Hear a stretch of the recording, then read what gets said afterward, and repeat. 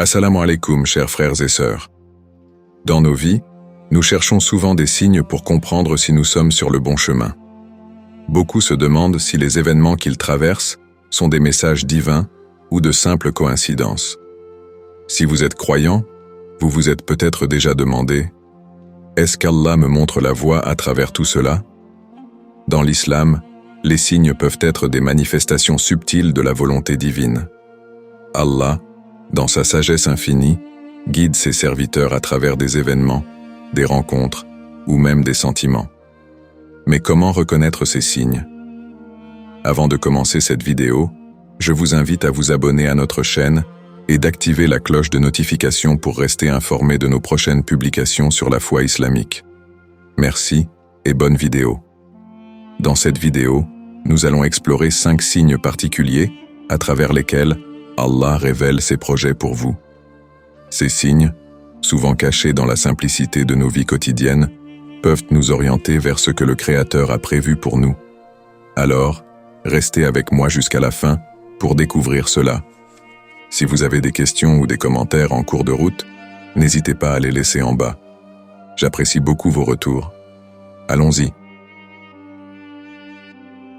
Premier signe. Une proximité spirituelle. Soudaine. Il arrive parfois qu'une personne, sans raison apparente, ressente un élan soudain vers la spiritualité. Cela peut se manifester par un désir intense de prier davantage, de lire le Coran plus régulièrement, ou de s'engager dans des actes d'adoration comme le jeûne, la zakat ou le dhikr, l'évocation d'Allah. Ce besoin de se reconnecter à la foi, souvent accompagné d'un sentiment de paix et de satisfaction intérieure, est un signe que l'individu est en train de se rapprocher d'Allah.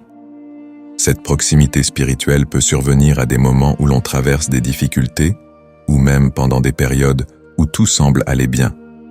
Dans ces moments-là, la personne est attirée par la recherche de la guidance d'Allah, reconnaissant qu'il y a plus dans la vie que ce qui est visible.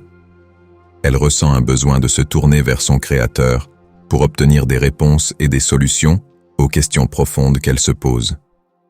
L'émergence de ce sentiment peut aussi être interprétée comme un appel d'Allah. C'est une façon subtile qu'il utilise pour rappeler à son serviteur qu'il est temps de se concentrer sur des aspects plus élevés de la vie, sur la foi et la relation spirituelle. Allah invite à la repentance, au renouvellement du lien avec lui et à la réflexion sur les actions passées et futures. Il est souvent mentionné dans la tradition islamique que lorsque quelqu'un cherche Allah, c'est en réalité Allah qui a d'abord mis ce désir dans son cœur. Ce soudain regain de foi et de spiritualité n'est pas un hasard, mais bien un signe que des projets divins sont en cours de réalisation et que l'individu est appelé à s'y préparer par une purification spirituelle. Versets ou hadiths. Le Coran et les hadiths regorgent de références à la recherche de la proximité avec Allah et au fait que le Créateur se rapproche de ceux qui cherchent à se rapprocher de lui. Un verset clé qui peut illustrer cela est le suivant. « Lorsque mes serviteurs t'interrogent sur moi, alors je suis tout proche. Je réponds à l'appel de celui qui m'invoque quand il m'invoque. » Surat al-Baqarah, 286. Ce verset souligne que quiconque cherche à invoquer Allah ou à se rapprocher de lui trouvera une réponse immédiate. Cette réponse peut se manifester par une paix intérieure, une clarté spirituelle ou un sentiment de connexion profonde avec le divin. Un hadith qudsi célèbre rapporté par l'imam al-Bukhari reflète également cette idée. « Et si mon serviteur se rapproche de moi d'un empan, je me rapproche de lui d'une coudée, et s'il se rapproche de moi d'une coudée, je me rapproche de lui d'une brasse, et s'il vient à moi en marchant, je viens à lui en courant. » Ce hadith démontre qu'à chaque effort de la part du croyant pour se rapprocher d'Allah, Allah répond avec un amour et une miséricorde encore plus grands. Cela signifie que ce besoin soudain de s'investir spirituellement est en réalité un signe que la personne est déjà sur le chemin de la guidance divine. Exemple concret. De nombreuses histoires illustrent ce phénomène. Prenons l'exemple de Malik, un homme qui menait une vie éloignée de la pratique religieuse. Un jour, après une série de revers dans sa vie personnelle et professionnelle, il ressentit un besoin inexplicable de prier. Ce fut un changement radical pour lui, car il n'avait pas prié depuis des années. Mais ce besoin était si pressant qu'il se retrouva à genoux, priant Allah pour la première fois depuis longtemps. Ce moment fut le point de départ d'un cheminement spirituel profond. Malik commença à se rendre à la mosquée, à étudier le Coran et à changer ses priorités. Ce qui semblait être une simple envie de prier était en réalité un signe qu'Allah l'avait guidé vers une transformation spirituelle. Aujourd'hui, il témoigne que cet appel soudain à la prière était le premier pas vers une vie beaucoup plus épanouie, tant sur le plan personnel que spirituel. Un autre exemple est celui d'Aïcha, une femme qui vivait une vie confortable, mais qui ressentait un vide intérieur. Sans comprendre pourquoi, elle commença à lire le Coran tous les jours. Ce besoin de se reconnecter à la parole divine devint une habitude. Peu de temps après, elle fit des choix importants dans sa vie qui l'amenèrent à un plus grand bonheur et à une paix intérieure. Elle témoigne que ce besoin soudain de lire le Coran lui a permis de découvrir les projets qu'Allah avait pour elle, en changeant sa perspective sur la vie et ses priorités. Ces histoires montrent que la proximité spirituelle soudaine est bien plus qu'un simple sentiment passager. Elle peut être le début d'un processus de transformation profonde qui oriente l'individu vers les projets qu'Allah a prévus pour lui. La prière, la lecture du Coran et la recherche de la spiritualité sont les premiers signes que quelque chose de plus grand se met en place. Deuxième signe, les obstacles deviendront des opportunités. Explication. Dans la vie, il est courant de rencontrer des obstacles qui nous semblent insurmontables. Une perte d'emploi, des difficultés financières, des relations brisées ou des échecs personnels. Pourtant, dans l'islam, ces défis sont souvent perçus comme des tests d'Allah, des épreuves destinées à renforcer notre foi et à nous guider vers un but plus élevé. Ce qui peut sembler être un obstacle, une impasse, est souvent une opportunité déguisée, une porte que nous ne pouvons pas encore voir.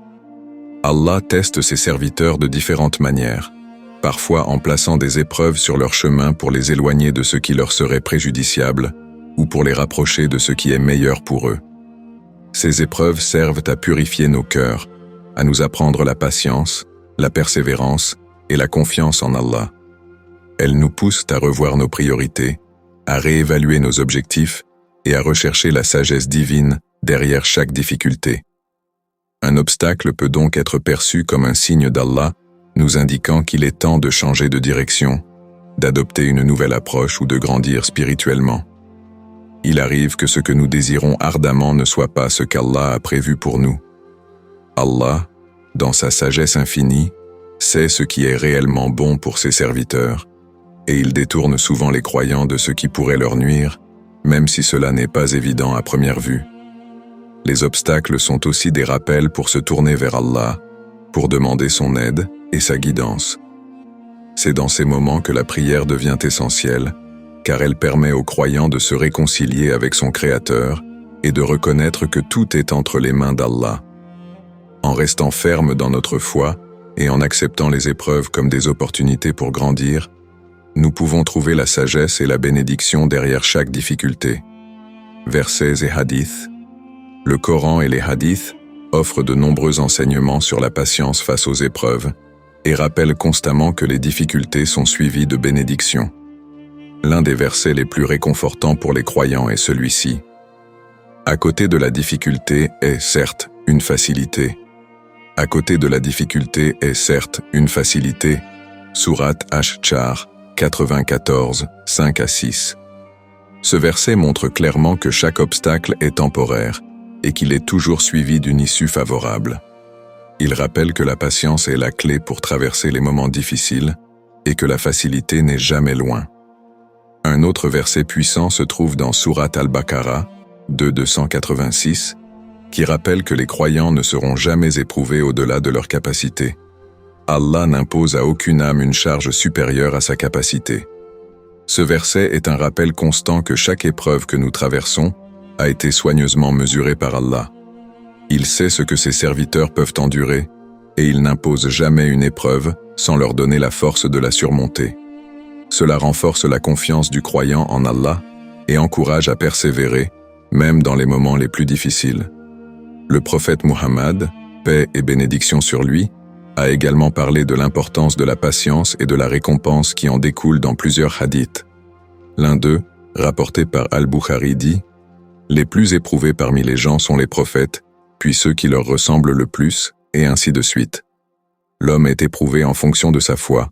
Plus sa foi est forte, plus il est éprouvé. » Ce hadith nous rappelle que les épreuves ne sont pas des signes de malédiction ou de punition, mais plutôt une indication que la foi du croyant est forte. Plus un individu est proche d'Allah, plus il sera testé, car ces épreuves servent à élever son statut spirituel et à le purifier de ses péchés. Exemple pratique. De nombreuses histoires dans l'histoire islamique et contemporaine montrent comment des obstacles peuvent se transformer en opportunités. L'un des exemples les plus célèbres est celui du prophète Youssouf, paix sur lui. Après avoir été trahi par ses propres frères, vendu comme esclave et emprisonné à tort, Youssouf aurait pu désespérer. Mais il a gardé sa foi en Allah et finalement, ces épreuves l'ont conduit à une position de pouvoir en Égypte, où il a pu sauver des milliers de personnes de la famine. Ce qui semblait être une série d'obstacles était en réalité une préparation pour un destin plus grand, celui de devenir un dirigeant juste et sage. Un autre exemple contemporain est celui de Fatima, une femme musulmane qui, après des années de travail acharné, a perdu son emploi. Ce fut un coup dur pour elle, car elle avait des responsabilités financières envers sa famille. Pendant cette période de chômage, elle a ressenti un profond désespoir, mais elle n'a jamais cessé de prier et de demander à Allah de lui montrer une nouvelle voie. Quelques mois plus tard, elle a décidé de lancer sa propre entreprise en utilisant ses compétences. Ce qui semblait être une catastrophe s'est transformé en une bénédiction, car elle a finalement trouvé une plus grande satisfaction dans sa nouvelle carrière que dans son ancien emploi. De même, l'histoire de Bilal, un jeune homme qui a échoué à plusieurs reprises à entrer dans l'université de ses rêves, montre comment les obstacles peuvent ouvrir des portes inattendues. Après avoir essuyé plusieurs refus, il a décidé de se concentrer sur ses passions et a lancé une organisation caritative pour aider les jeunes dans son quartier. Cette initiative a non seulement changé sa vie, mais a également attiré l'attention d'universités qui l'ont ensuite invité à poursuivre ses études grâce à des bourses d'études. Les échecs initiaux ont conduit à des opportunités bien plus grandes qu'il n'aurait jamais imaginées. Ces histoires illustrent le pouvoir de la patience, de la foi et de la persévérance face aux obstacles. Ce que nous percevons comme une perte ou un échec peut souvent être un signe d'Allah nous montrant une nouvelle direction, une nouvelle opportunité que nous n'avions pas envisagée. Troisième signe, les prières sont répondues d'une manière inattendue. Explication. L'un des plus grands mystères de la foi est la manière dont Allah répond aux invocations. Les croyants sont encouragés à se tourner vers Allah dans la prière, dua, pour demander assistance, guidance ou pour exprimer leurs besoins. Cependant, il est important de comprendre qu'Allah, dans sa sagesse infinie, ne répond pas toujours à ces prières de la manière exacte à laquelle nous nous attendons. Parfois, il accorde ce qui est demandé immédiatement, parfois il donne quelque chose de mieux, ou il retarde la réponse pour une raison qui ne devient évidente qu'avec le temps. D'autres fois encore, il nous protège d'un malheur sans que nous en soyons conscients. Lorsque les prières semblent ne pas être exaucées, il ne faut pas en conclure qu'Allah n'écoute pas. Au contraire, c'est souvent dans ces moments d'attente ou d'incertitude que ces projets commencent à se dévoiler. Allah connaît l'avenir et sait ce qui est réellement bénéfique pour ses serviteurs, même si cela ne correspond pas à leurs attentes immédiates. Ainsi, une réponse inattendue à une prière est souvent un signe qu'Allah dirige le croyant vers un chemin plus approprié, un bien plus grand que celui qu'il envisageait. Cela exige de la patience et une confiance totale en la sagesse divine. Les croyants doivent comprendre que chaque prière est entendue et que la réponse d'Allah peut venir sous différentes formes: l'exaucement immédiat, le report pour un bien supérieur ou l'octroi d'une meilleure alternative. Parfois, ce que nous pensons être un refus est en fait une protection contre un mal futur que seul Allah connaît. Cette réponse inattendue est souvent un signe que les plans d'Allah sont en mouvement, que son projet pour la personne se réalise d'une manière différente de ce qui avait été imaginé.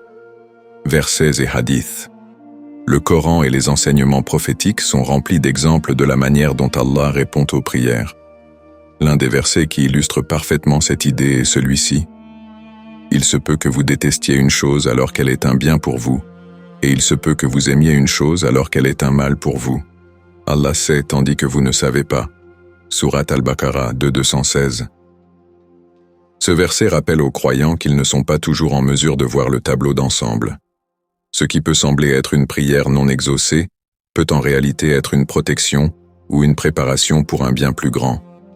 Allah sait ce qui est réellement dans l'intérêt de ses serviteurs, même si cela va à l'encontre de leurs désirs immédiats.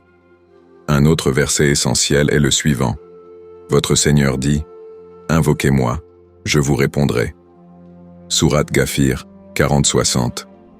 Ce verset montre la promesse divine que chaque prière est entendue et qu'Allah, dans sa miséricorde, répond toujours à l'invocation de ceux qui le sollicitent. Cependant, la manière dont la réponse se manifeste est entre les mains d'Allah. Parfois la réponse est un oui, parfois un non pour un bien supérieur, ou un pas maintenant pour un timing parfait. Le prophète Muhammad, paix et bénédiction sur lui, a aussi expliqué dans un hadith rapporté par Muslim la façon dont Allah répond aux prières. Il n'y a pas un musulman qui invoque Allah sans qu'il ne lui réponde, soit en lui donnant ce qu'il demande, soit en l'éloignant d'un mal équivalent, soit en retardant sa récompense jusqu'au jour du jugement. Ce hadith illustre la diversité des manières dont Allah peut répondre à une prière. Il peut accorder ce qui est demandé, éloigner un mal que l'on ignore, ou reporter la récompense pour l'au-delà, où elle sera bien plus précieuse. Exemple. Les histoires de prières exaucées d'une manière inattendue abondent dans l'histoire islamique et contemporaine. Prenons l'exemple d'une femme, Amina, qui souhaitait ardemment se marier et fonder une famille. Elle a prié constamment pour rencontrer un homme pieux, mais malgré ses prières et ses efforts, elle restait célibataire.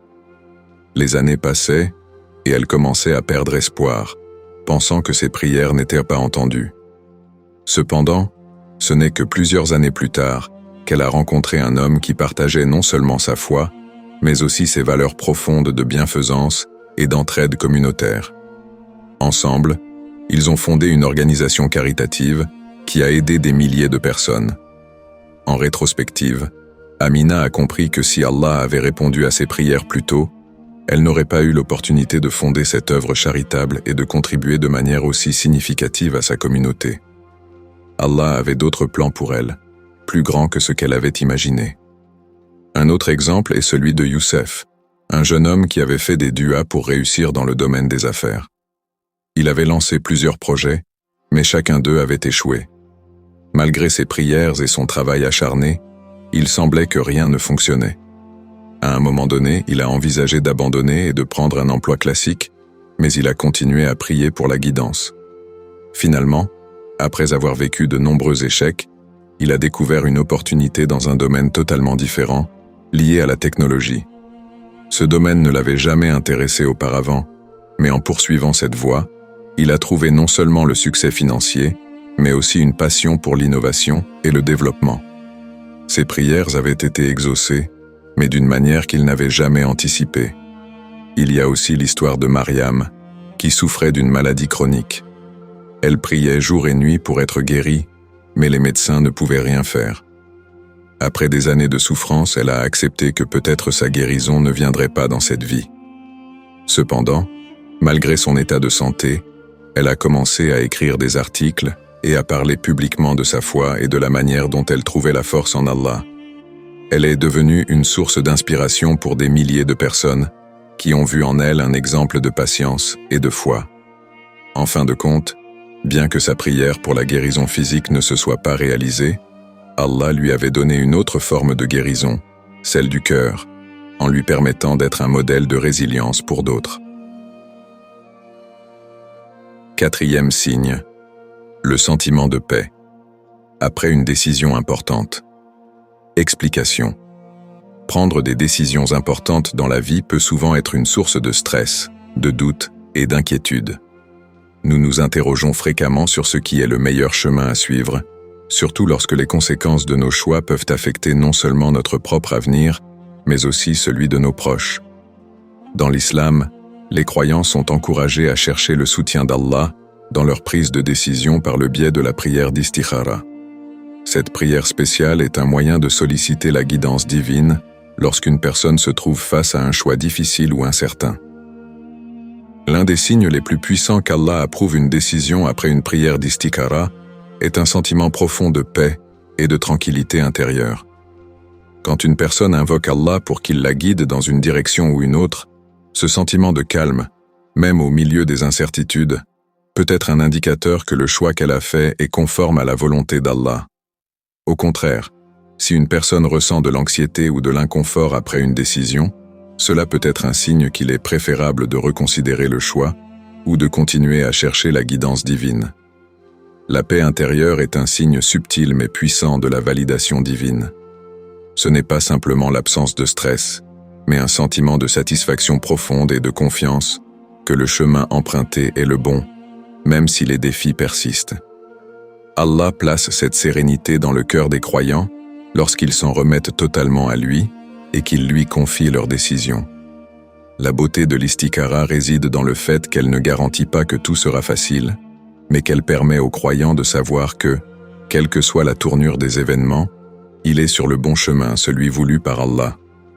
Ce signe, que l'on ressent après une décision, reflète la nature bienveillante d'Allah qui ne laisse jamais ses serviteurs dans le doute total lorsqu'ils cherchent ardemment sa guidance. Cette paix n'est pas une émotion passagère mais un état d'âme durable qui transcende les hauts et les bas du quotidien. Lorsque le croyant ressent cette quiétude, c'est souvent un indicateur que la décision est bénie et qu'elle fait partie du projet d'Allah pour cette personne. Versets et hadiths. Dans l'islam, la prière d'istikhara est une méthode précieuse et reconnue pour solliciter l'aide d'Allah dans la prise de décision. Le prophète Muhammad, paix et bénédiction sur lui, a enseigné cette prière à ses compagnons et a recommandé de l'utiliser chaque fois qu'une décision importante se présente. Dans un hadith rapporté par Al-Bukhari, le prophète, PSL, a dit « Lorsque l'un de vous est préoccupé par une décision, qu'il fasse 2 unités de prière en dehors des prières obligatoires, puis qu'il dise « Ô Allah, je te consulte par ta science, et je te demande par ta puissance, et je te demande de ta grande faveur, car tu as le pouvoir et je n'ai pas le pouvoir, et tu sais, et je ne sais pas, et tu es le grand connaisseur de l'invisible. Ô Allah, si tu sais que cette affaire, et il mentionne ici l'affaire en question, est bonne pour moi dans ma religion, dans ma vie présente et future, alors destine-la pour moi, facilite-la moi, et bénis-moi en elle.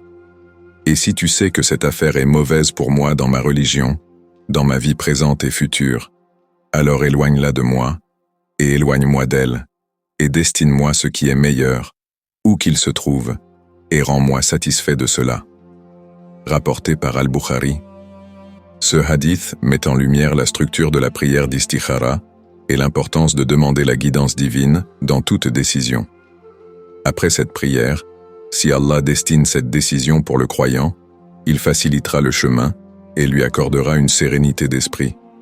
Si au contraire la décision est néfaste, Allah éloignera cette personne de cette situation et la dirigera vers ce qui est meilleur pour elle. Le Coran nous rappelle également que la paix vient de l'attachement à Allah et à sa guidance. C'est lui qui a fait descendre la quiétude dans le cœur des croyants, afin qu'ils ajoutent une foi à leur foi. Sourate Al-Fat, 48-4. Ce verset souligne que la tranquillité du cœur est un signe de foi et de proximité avec Allah.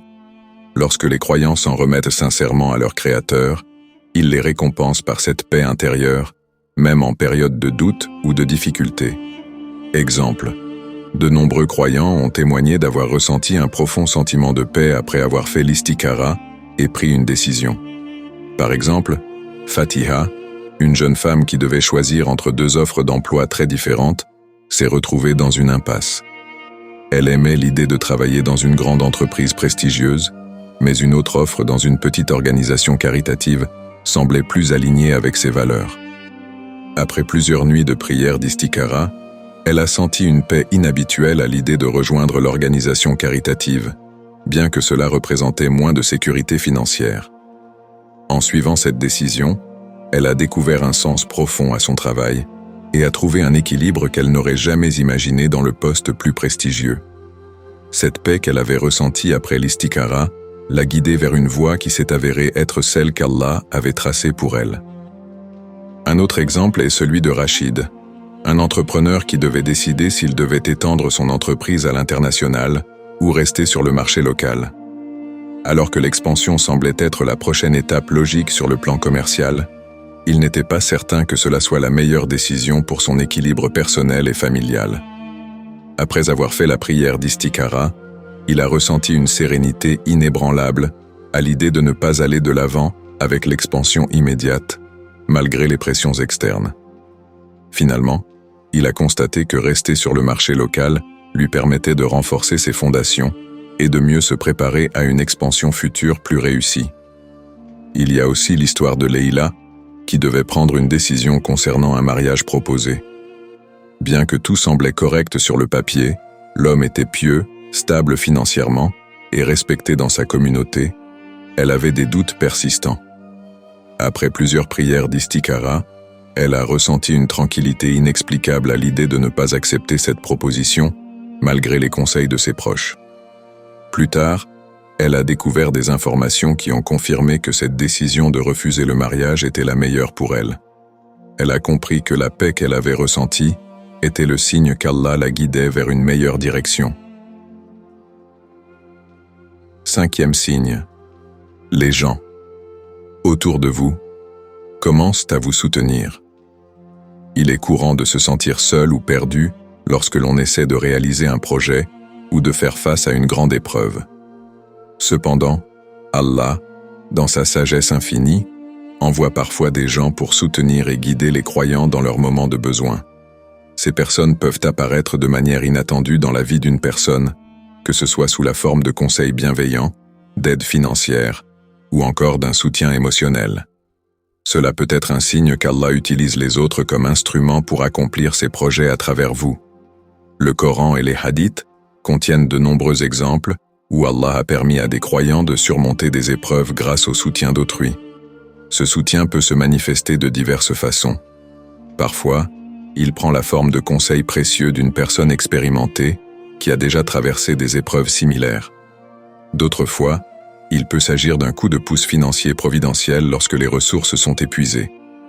Parfois, ce n'est même pas une aide matérielle ou financière, mais une présence, un encouragement ou une parole bien placée qui redonne espoir. Quelle que soit la forme que prend ce soutien, il ne fait aucun doute que c'est une intervention divine. Allah guide et protège ses serviteurs de multiples façons, et souvent, ce sont les gens autour de nous qui deviennent les vecteurs de cette aide céleste. Dans la vie de tous les jours, ce genre de soutien providentiel peut être vu comme un signe que nous sommes sur la bonne voie et que nos efforts sont alignés avec le plan divin. Allah envoie ces personnes à des moments où leur aide est la plus nécessaire, souvent au moment où nous commençons à douter ou à perdre espoir. Lorsque nous nous sentons soutenus et guidés par les gens autour de nous, c'est un signe clair qu'Allah est en train de mettre en place les ressources dont nous avons besoin pour accomplir nos objectifs ou pour traverser une épreuve. Ce soutien ne doit pas être pris à la légère, car il témoigne d'une orchestration divine bienveillante en action dans nos vies. Versets et hadiths. L'idée qu'Allah envoie du soutien aux croyants par l'intermédiaire d'autres personnes est ancrée dans les enseignements islamiques. Allah mentionne dans le Coran comment il est proche de ses serviteurs et les soutient de différentes manières.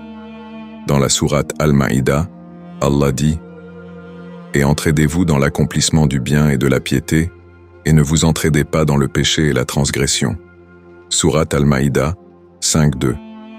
Ce verset met en avant l'importance de l'entraide dans l'islam.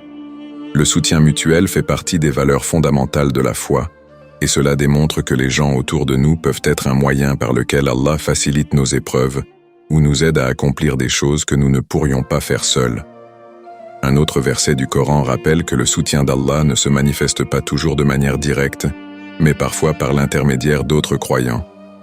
Allah dit « Et quiconque craint Allah, il lui donnera une issue favorable, et il lui accordera ses dons par des moyens qu'il n'imaginait pas. » Sourate At-Talaq 65, 2-3. Ce verset souligne la manière imprévisible et souvent inattendue dont le soutien divin peut se manifester. Il arrive que nous recevions des secours, des solutions ou des ressources de manière inopinée, souvent par des personnes que nous n'attendions pas. Ces interventions sont des signes clairs qu'Allah œuvre en coulisses pour réaliser ses plans à travers nous.